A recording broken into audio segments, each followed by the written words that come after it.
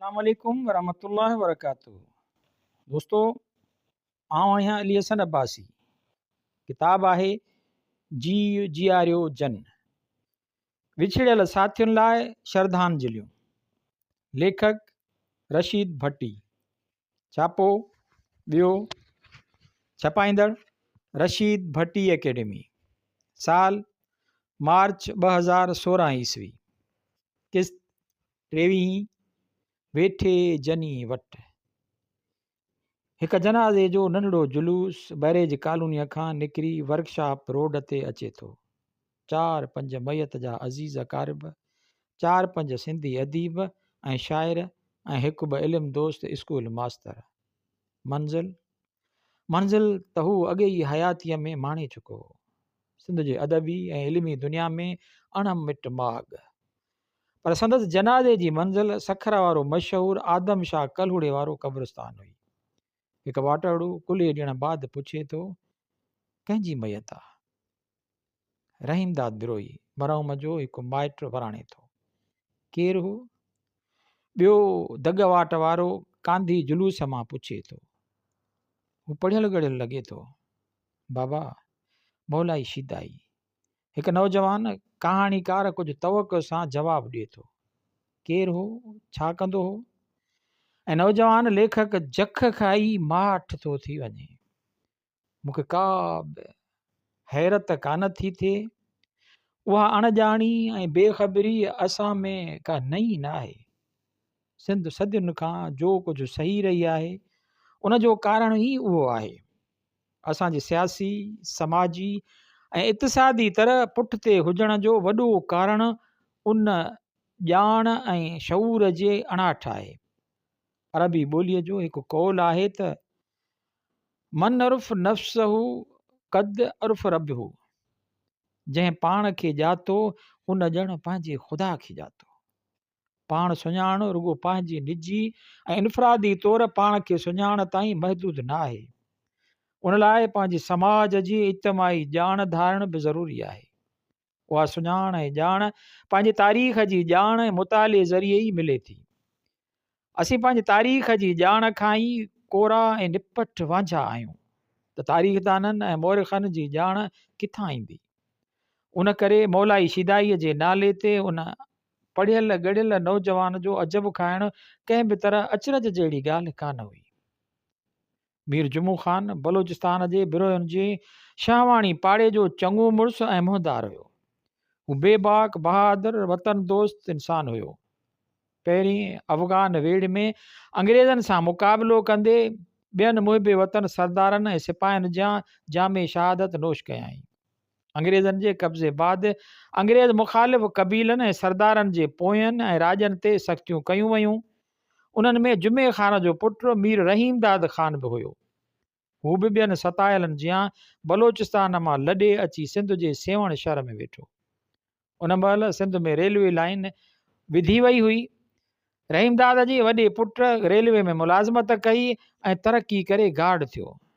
संदसि बदिली सखर थी। सखर में मीर शेर मोहम्मद खे 1864 ईस्वी में पुटु ॼाओ, जंहिं ते पंहिंजे मरहूम वालिद रहीमदाद जो नालो रखियईं। उहो रहीमदाद ई अॻिते हली सिंध ऐं हिंद जो नामियारो मोरिख़, मुहक़िक़ ऐं अदीब मौलाई शिदाई थियो। लॻभॻि अधु सदीअ जो अरसो अटकल 45 साल सिंध जी तारीख़ लाइ अर्करेज़ी कंदे ऐं सिंधी अदब लाइ नूर निचोड़ींदे हिन 1934 ईस्वीअ खां लिखणु शुरू कयो। जॾहिं मौलाई शिदाई फ़रवरी 1978 ईस्वी में वफ़ात कई त संदसि तकफ़ीन ऐं तदफ़ीन हिकु अणॼातल ऐं अणॻातल शख़्स जियां थी। एतिरी बेहिसी पंहिंजी तारीख़ ऐं मौसननि खां जो ईअं पिए लॻो ॼण हिकु मौलाई नमो हुयो, पर सारो शहर मरी वियो। मीर शेर मोहम्मद फ़र्ज़ अदायगीअ जे सिलसिले में घणी तणी घर खां परे रहंदो हुयो। रहीमदाद जी परवरिश ऐं नेपाज जो ॿार माउ जे ज़िमे हूंदो हुयो। उहो हिकु दीनदार ऐं नेक ख़सलत ख़ातून हुई। हिन जी मर्ज़ी हुई त संदसि ही जीअ जो जियापो मज़हबी इल्मु पिराए ऐं हिकु आलिम फाज़िल मज़हबी मुफ़क्किर थिए। उन ख़्वाहिश हेठि मौलाईअ जी माउ खे सखर में हुसैनी रोड वारे अछी मस्जिद जे मकतब में दाख़िल करायो। पर संदसि पीउ कॾहिं ॿियनि खाए हलण वारो हुयो, मज़हबी माण्हू हू बि हुयो, पर दुनियादारीअ खां बि परे कीन हुयो।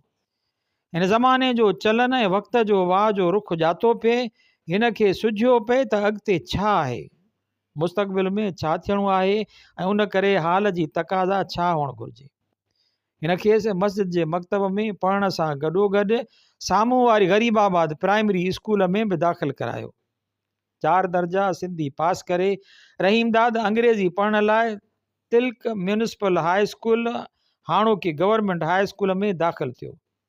मीर शेर मोहम्मद जी उन ज़माने सां हलण वारी सम्झ ऐं दूर रस सोच जे नतीजे में संदसि फर्ज़ंद मौलवी रहीमदाद बिरोही थियण बजाए मौरिख मौलाई शीदाई थी पियो। मीर शेर मोहम्मद जो नंढो पुटु असांजो वॾो मौरिख प्री मैट्रिक अॻिलो 6 अंग्रेज़ी जो इम्तिहान पास करे मैट्रिक में पहुतो त संदसि मुलाज़मत मां रिटायरमेंट जो वक़्तु अची वियो। हिन पंहिंजे पुट जी तालीम छॾाए खेसि रेलवे में नौकिरी वठाए ॾिनी। साल 1913 ईस्वीअ में भर्ती थियल रहीमदाद तरक़ी करे गार्ड जे उहिदे ते पहुतो ऐं 1939 ईस्वीअ में उतां रिटायर कयाई। उन रेलवे मुलाज़मत दौरान ई संदसि ॼाण सुञाण राशिदी बिरादरान सां थी।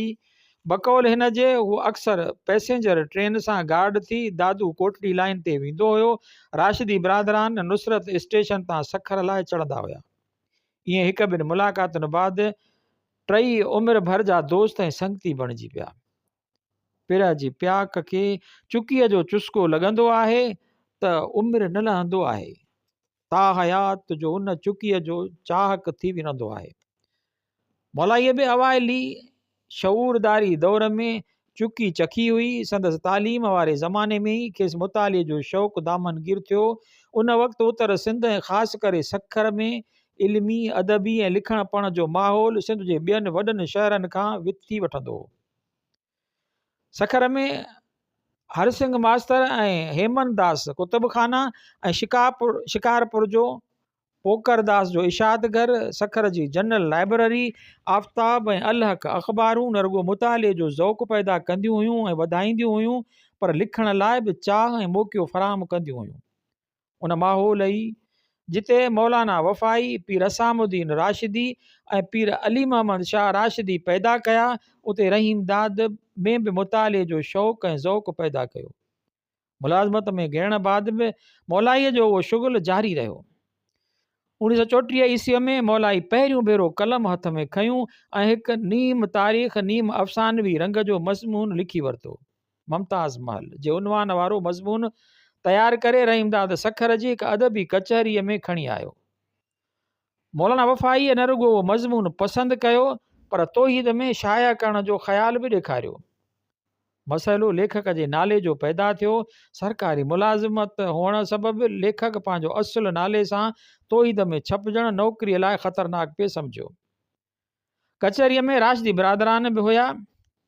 उन समय हसामुद्दीन फिदाईअ जी कलमी नाले सां लिखंदो हुयो। पीर अली मोहम्मद राशिदी उन फिदाईअ जे वज़न ते ई रहीमदाद जी तब ऐं सब्ज़ नोश हुअण जी मदेनज़र मौलाई नालो तजवीज़ कयो। मौलाई नंढो नालो थिए लॻो, सो उनखे बिलफ्ज़ी करण ऐं राशिदी साहब जे नाले फिदाई अल राशिदी जे हमवज़न करण जे ख़्याल सां आख़िर मौलाई शीदाई नालो यकराए बहाल कयो वियो। अहिड़ी रीति मुमताज़ महल जे नाले पहिरीं काविश 1934 ईस्वीअ में तौहीद रिसाले में आई ऐं हिकु नओं मुहक़िक़ ऐं मौरिख़ मौलाई शीदाई सिंध जे इल्मी ऐं अदबी दुनिया में रोशनास थियो। अॻिते हली चर्चे में रखियल उहो कलमी नालो सिंध जी सभीता ऐं साहत में साभिया वारो नालो थी उभिरियो ऐं मशहूरु थियो। उन बाद मौलाई लिखंदो रहियो। मक़ामी अख़बारुनि खां अलावा संदसि मज़मून हैदराबाद ऐं कराचीअ जे अख़बारुनि ऐं रिसालनि में जाइ वठण लॻा। नौकरीअ तां सुबुकदोश थियण खां पोइ हिन जे लिखण जी रफ़्तार तिहां तेज़ थी वई। रिटायरमेंट खे सहाफ़त में घेले आई। ॿी महावारी लड़ाई वक़्तु हिंदुस्तान आज़ादीअ जी तहरीक ज़ोरनि ते हुई। रोज़ानी अलवहीद ख़िलाफ़त तहरीक बाद मुस्लिम लीग ऐं उन जे अॻुवाणनि जे फ़िक्र जी तर्जुमान थी पई हुई। उन करे क़ौमपरस्त क़यादत खे अलॻि सिंधी अख़बार जी ज़रूरत महसूस थी। शहीद अल्लाह बख़्श सुमरे कराचीअ मां रोज़ानी आज़ाद मौलाना अब्दुल करीम चिश्तीअ जी इदारत हेठि जारी कई। उन अख़बार खां ई मौलाई शिदाईअ जी सहाफ़ती ज़िंदगीअ जी शुरूआति थी। उन अख़बार ई मौलाना ख़ैर मोहम्मद निज़ामाणी बि पैदा कयो, जो बाद में कारवान, हैदराबाद ऐं मेहराण जो बि एडिटर थी रहियो। आज़ाद जे बंदि थियण बैदि मौलाईअ हिलाल पाकिस्तान हैदराबाद जी इदारत संभाली, जिते संदसि तरबियत हेठि मक़बूल भट्टी ऐं अब्दुल करीम सादीअ जहिड़ा सहाफ़ी उसरिया ऐं उभरिया।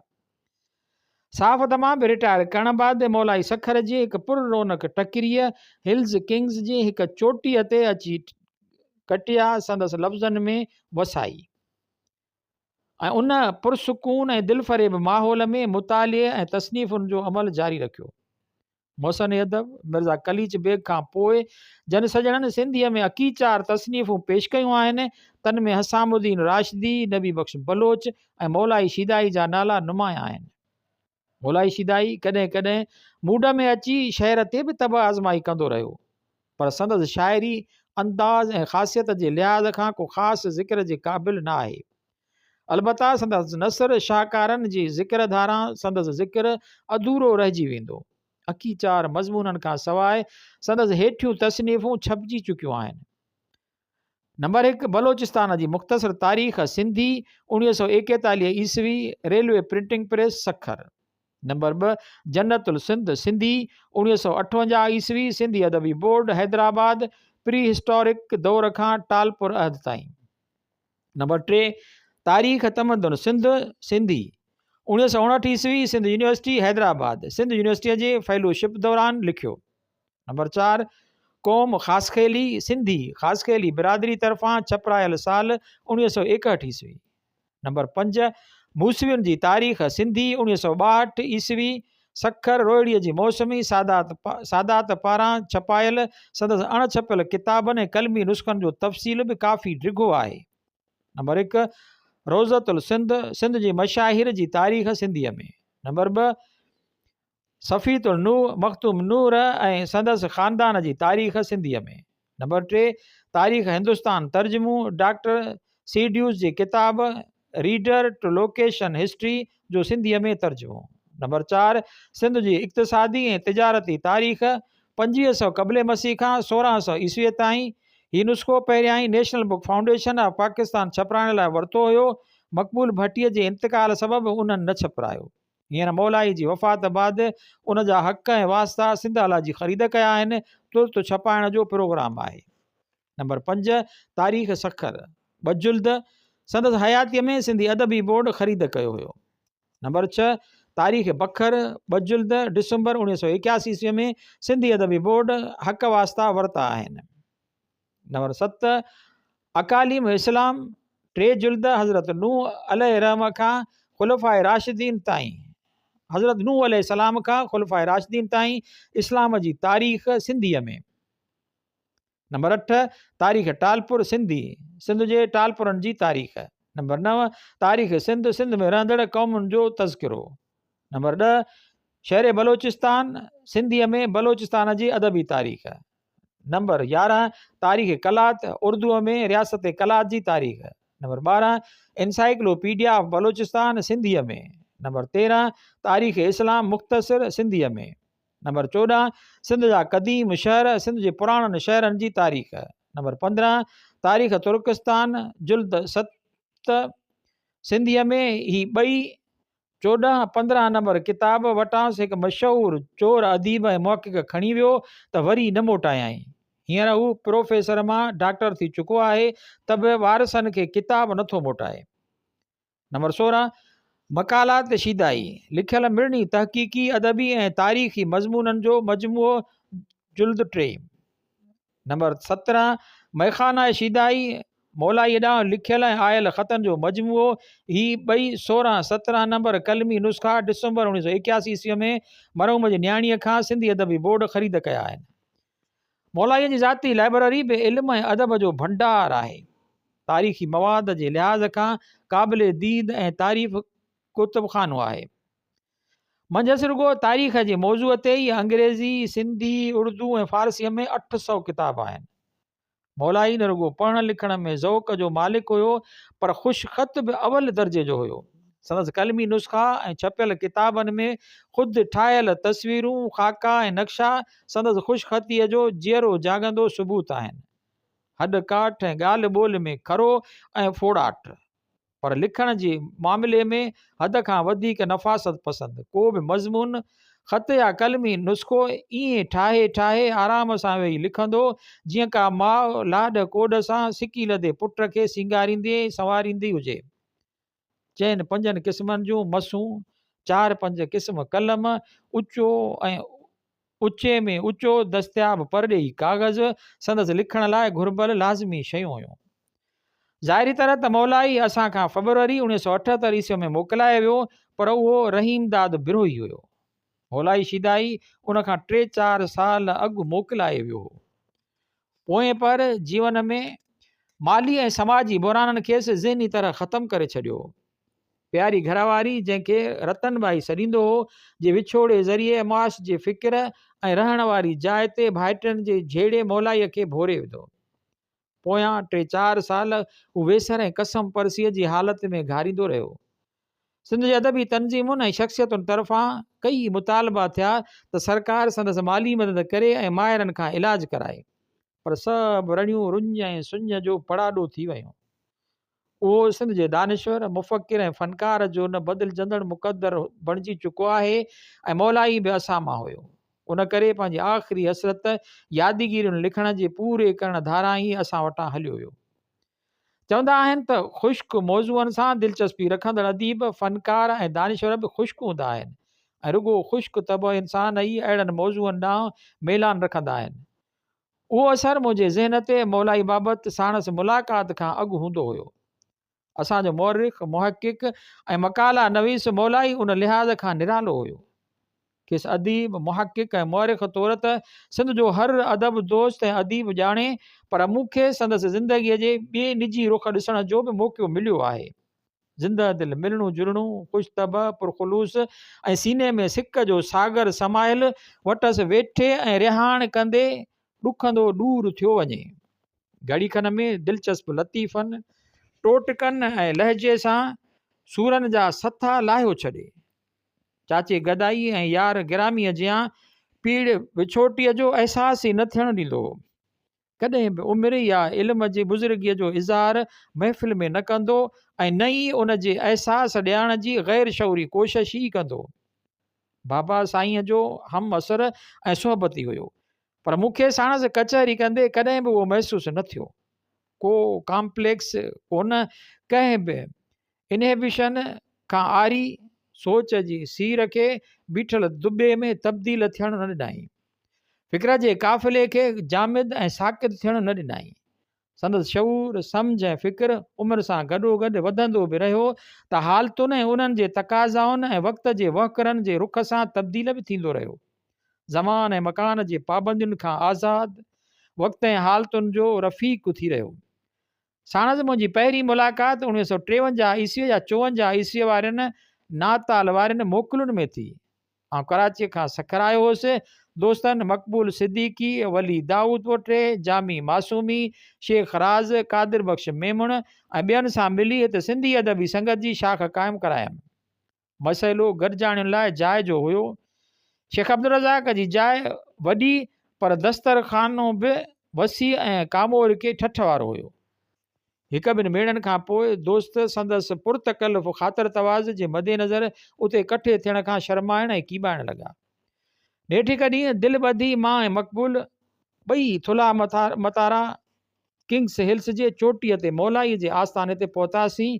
न रुॻो पाण वटि गॾिजाणियुनि जी हाम भरियाई, पर खेसि हिन महिल ताईं मेंबर न बणाइण ते कावड़ जो बि इज़हार कयाई ऐं सज़ा तौर सुके मेवे, साई चांहि ऐं ऊचे परॾे सिगरेट जी दावत शिराज़ बि कयाई।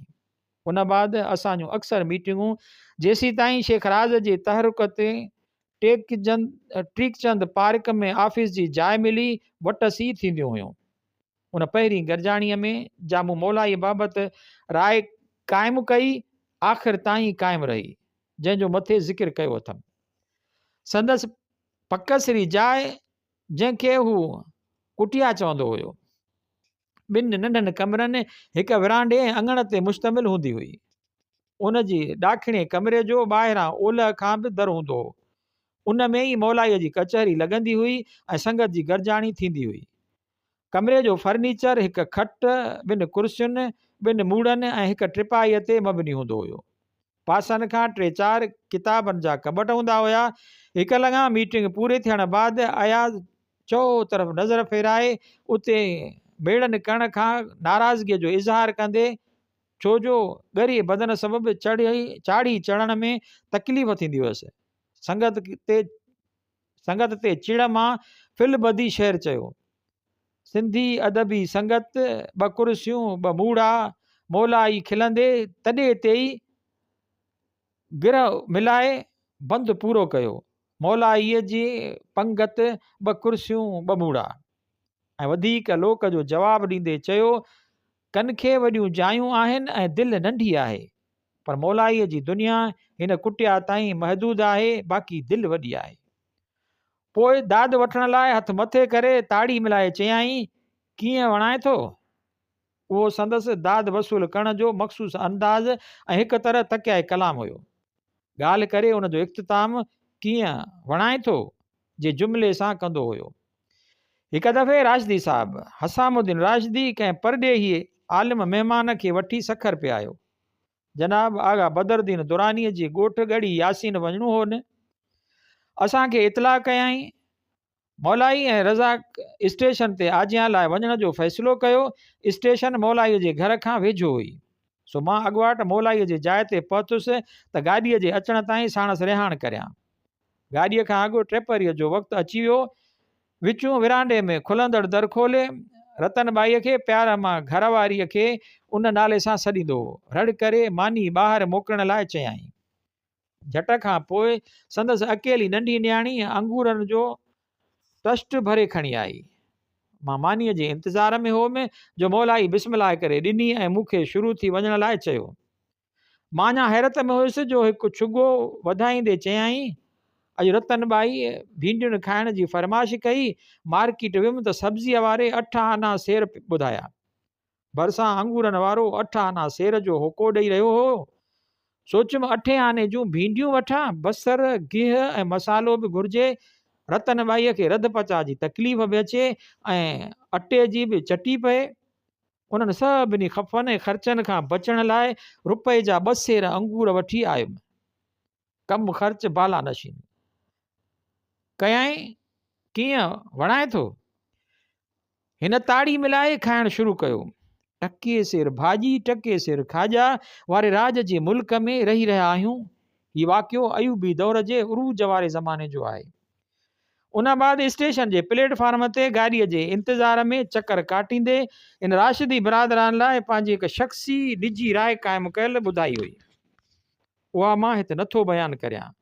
कुझु सिंधी रिवायती रवादारीअ सबबि ऐं ॿियो त मां अञा ताईं उन राय सां मुकमिल तरह मुतफ़िक़ न थी सघियो आहियां। हीअ अयूबी मार्शल जी शुरूआती ज़माने जी ॻाल्हि आहे। सखर में अलाह बख़्श उकेली डिप्टी कमिश्नर हुयो। उन दौर में मौलाईअ जी जाइ जो फॾो संदसि भाइटियुनि सां शुरू थियो। मुला जी ड्रोड़ मसीद ताईं, उन चवाणीअ पटांदड़ मौलाईअ जी ड्रोड़ सरशार उकेलीअ ताईं, मोहबत ऐं गहराइप पुराणी यारी ऐं दोस्ती। मौलाईअ सां पूरो पूरो ताउन कयाईं, पर हेठियनि जो बिभ केरु भरे? मौलाई मड़नि खे ख़र्ची न मिलण सबबि ॾाढो परेशान कयाऊं। नेठि यार ॾेई वठी कागज़ अॻिते करे उकेली साहिब ताईं पहुचाया। उन जी 2 या 3 ॾींहं मां साणसि मिलण वियुमि। खट ते लेटियो पियो हुयो। पुछियोमांसि, ख़ैर ख़ैरियत जो? भरियो वेठो हुयो। बाहि थी वराणियाई, कहिड़ो ख़ैरु आहे? मुनाफ़िकी छाजी को ख़ैरु कोन्हे। हू खट ते उथी वेठो। महीने जी पोयाड़ी मुंहिंजी त अॼु ई 32 तारीख़ आहे।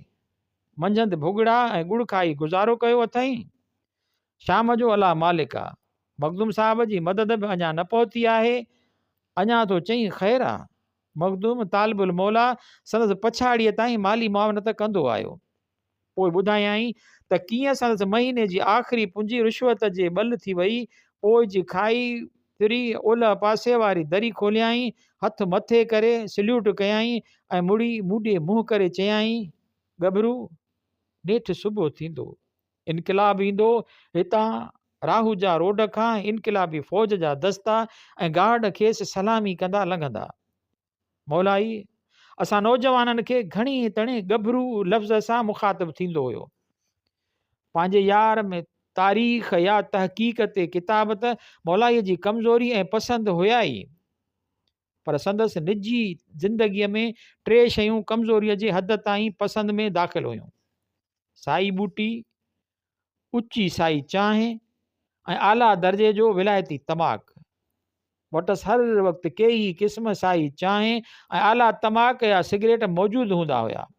तमाक जो आदी न हुयो, पर साई चांहि मथां अची तमाक जी अयाशी ज़रूरु कंदो हुयो। मोकिलण खां अॻु खेसि सखर अचण जो इतला मोकिलींदो हुउमि त ई कराचीअ सां फरमाइशी ख़त अची पहुचंदो हुयो। साई चांहि ऐं तमाक जो तन ॾींहंनि में 5 ॾहाके शुरूआत में संदसि तमाक जी पसंदि बतदरीज तरजीहवार वर्जीना प्रेस साई, बर्ड साई, 3 नन्स ऐं नूर स्क्वायर हूंदी हुई। मौलाईअ ते नाले जो असरु हुयो या अहिड़े सुभाउ ऐं तबियत करे उहो नालो क़बूलु कयो हुयाईं। वाक़ई मौलाई ऐं कलंदर मुड़ुसु हुयो, तवक्कली, ख़ुददार ऐं नफ़्स जी गैरत वारो। लंघण हूंदे तंगदस्ती हो, पर कंहिं मिट माइट आॾो हथु न डिघियो। अदीब यार दोस्त या अदब जा मोहसिन मदद कंदा, पाण हर तो पंहिंजे लेखे बि उहा मोटाए बि कान हुई, पर पाण घुरण कॾहिं सिखियो ई की न हो। तवकल ते त हो, 1-2 ॾींहं हू टरकाए वेंदो, भुॻड़ा ऐं गुड़ ते गुज़ारो करे वेंदो, पर हिक तरफ़े मिलंदड़ इमदाद लाइ बि कॾहिं घुर न कंदो। ऐं पोइ वाक़ई खेसि घणी तकलीफ़ न कढणी पवंदी हुई, किथां बि कोले आम अज़म इमदाद अची दर खड़काईंदी हुई ऐं मौलाईअ जी वरी ईद थी वेंदी हुई।